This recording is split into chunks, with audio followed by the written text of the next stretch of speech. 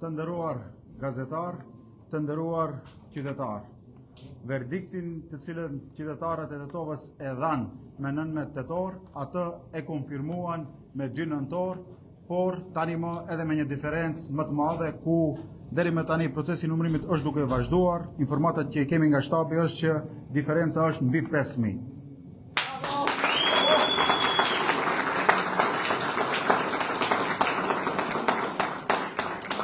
Qytetarët e Tetovës kanë vendosur që zhvillimi të ecë, kanë vendosur që Tetova të prosperoj, kanë vendosur që ai ndryshim i cili u bë në vitin 2021 tani më të jetë një mundet.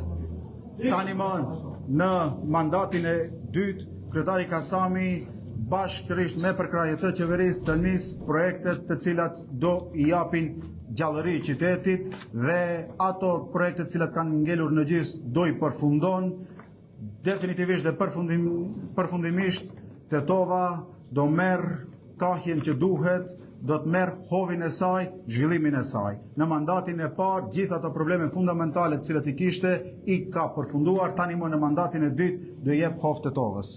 Dua nga këtu që të falenderoj të gjithë aktivin e Vlenit në Tetovë, dua të falenderoj të gjithë qytetarët e Tetovës përzemërsisht për mbështetjen që na kanë dhënë dhe dua të potencoj që këtu nuk ka pasur as shantazh, siç ka pasur më përpara, nuk ka pasur presion të pushtetit, gjithçka ka qenë në normalitet, procesi zgjedhor ka kaluar pa asnjë incident dhe gjithçka ka përfunduar me sukses. Qytetarët për herë të parë dhanë verdiktin pa presion pushtetit qendror, pa presion pushtetit lokal. Faleminderit gjithëve.